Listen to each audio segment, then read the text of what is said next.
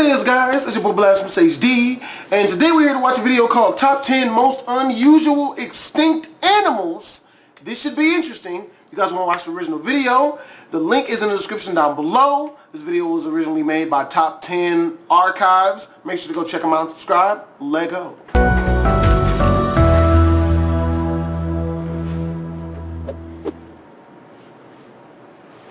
Welcome to Top 10 Archive. We're all familiar with some of the great extinct animals out there, such as mighty dinosaurs like the Tyrannosaurus Rex. But what about nature's more unusual, long-gone creatures? For this installment, we're turning back the clocks a bit to explore a lost world of the most unusual animals that have faced extinction and lost. Number 10. Moa. At one time, New Zealand's oversized species of bird had only one natural predator, the Haast's eagle. Enter the presence of man, the Maori people, and suddenly the moa were dropping like flies, falling victim to hunting and deforestation. This wingless, flightless bird was wiped clean from the planet by 1440 AD. Its oddly shaped, yet still slightly majestic form eradicated entirely with help from the Maori. Moa grew to a height of nearly 3.6 meters or 12 feet in height, and could weigh up to 230 kilograms or 510 pounds. Hey, if you're at all disappointed to have not seen this massive bird in the flesh, then you're in luck, as the moa has been looked at as a potential cloning candidate. Number 9. Longisquama. There's still some figuring out left to do over this tiny reptile, such as what purpose the appendages that sprouted from its back were used for. Initially, it was believed that there were 2 rows of these appendages that allowed the tiny lizard to glide, but further studies point to just 1 row that stands straight up from the back. So, if not for gliding, what purpose could these extensions serve? Protection against predators is a popular theory, though it's still up for debate as to whether the appendages are actually skeletal or if they were more like feathers or scales. As we're stuck hypothesizing based off of incomplete fossils and a low-quality skeleton, only Longisquama's Triassic brethren know the truth. And they're unlikely to let us know anything anytime soon, as they've been extinct for an estimated 225. Maybe that was Mother Nature fucking up. You know, they were trying to evolve into maybe some extracurricular shit, like those extra appendages that come out of the ghouls on Tokyo Ghoul. Maybe it was trying to get that shit popping off, but just didn't do it quite right. Speaking of that shit, man, when's the next damn season of Tokyo Ghoul coming out? Fuck!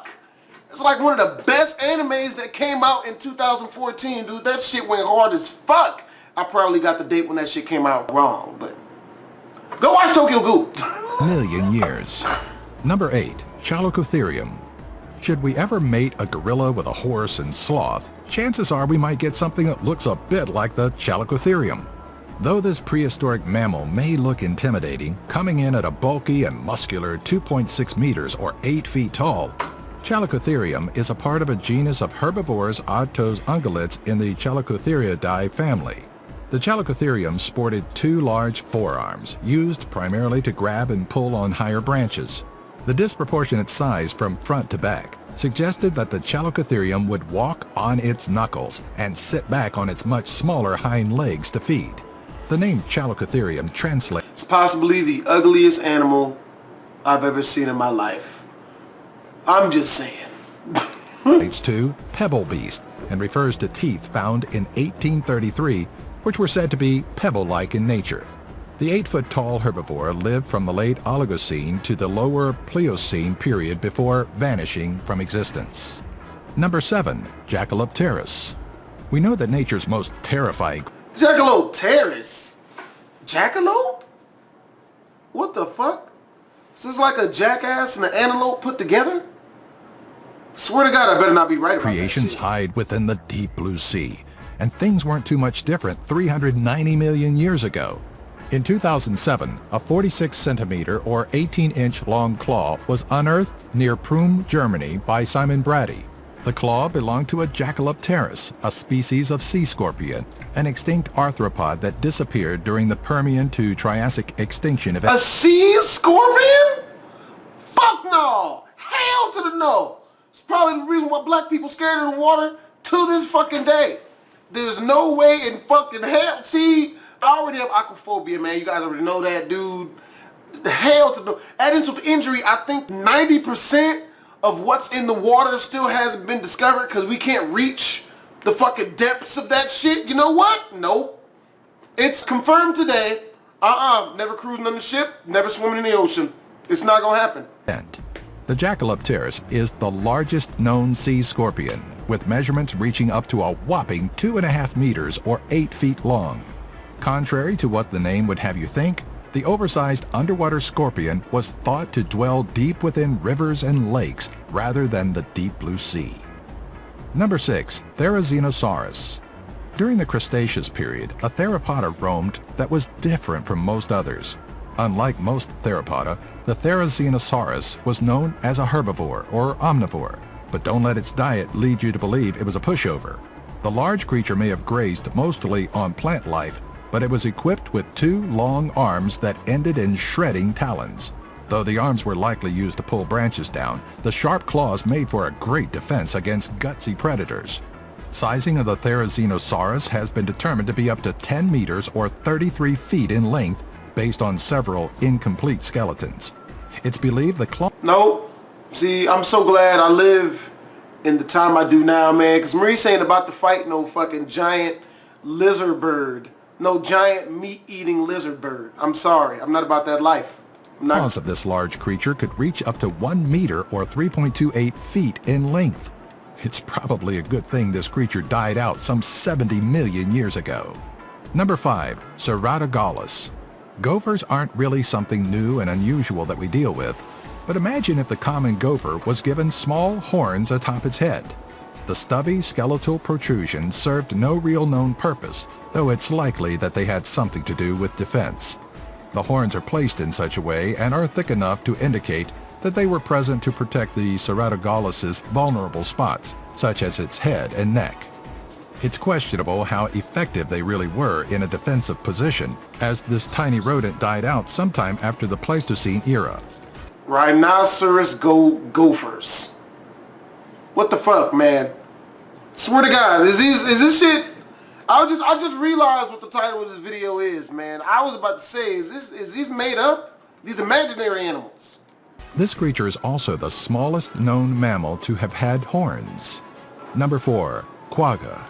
It's not hard to look at this extinct subspecies of the common zebra and not imagine it being a small horse with a zebra mask on. These strange equidae once roamed the lands of South Africa before the Dutch settled the lands. As the 2.5 meter or 8.5 feet long mammal foraged the same plant life as domesticated animals and provided an abundance of meat and useful skin, the settlers were quick to hunt the helpless beast. In 1883, the last of the quagga died in captivity, despite continuous breeding efforts that were unsuccessful.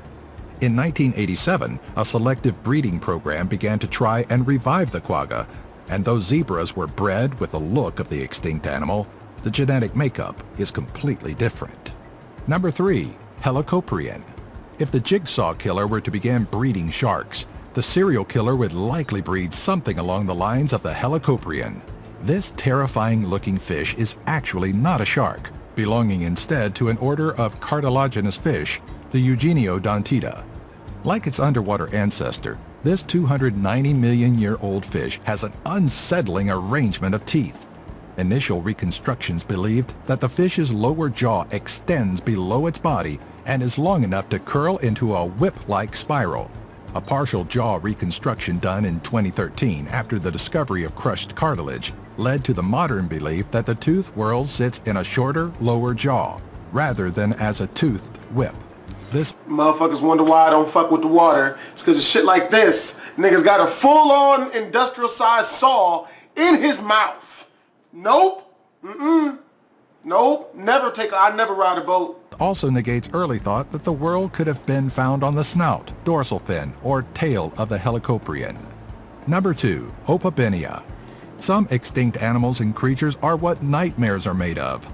Such is the case with this 5-eyed stem arthropod. The Opabinia may have been known for its abundance of eyes, but these are far from the only unusual features on this sea creature. A rear-facing mouth located on the underside of the Opabinia, was fed by a 2.54 centimeter or 1-inch proboscis that was likely used to scavenge food from the seabed. The alien-like Opabenia grew to about 10 centimeters or 3.9 inches, its size supporting the fact that it was highly unlikely to be a predator to any other sea animal. By the end of the Cambrian period, the Opabenia had disappeared entirely. Number 1. Hallucigenia.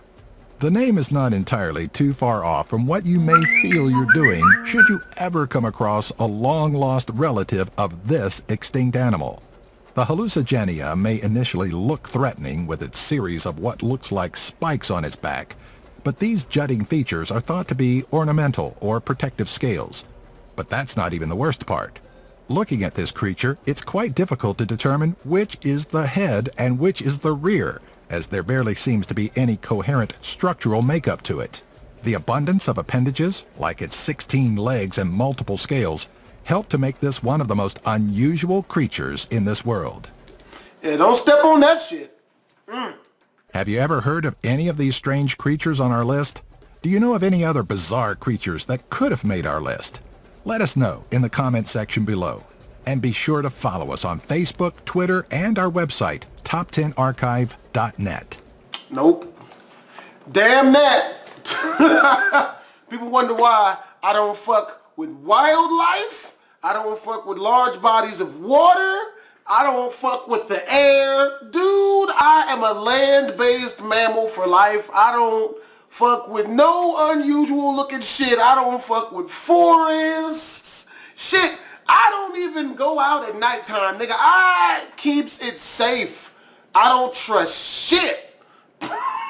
Just fuck around to get gored by a miniature-sized gopher with rhinoceros horns to death and shit. But yo, I hope you guys enjoyed this video. If you did, make sure to comment, like, and or subscribe. It's your boy BlastphamousHD. The original link to this video is in the description down below. It's by Top 10 Archives. Make sure to go check them out, subscribe, and whatnot. Twisms.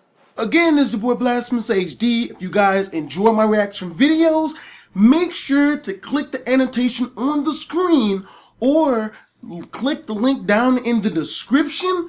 Go over and subscribe to my brand new reaction channel. I know you guys will enjoy all the videos I'm going to be pumping out over there. I've got a bunch of them. Have a great day, and I'm out.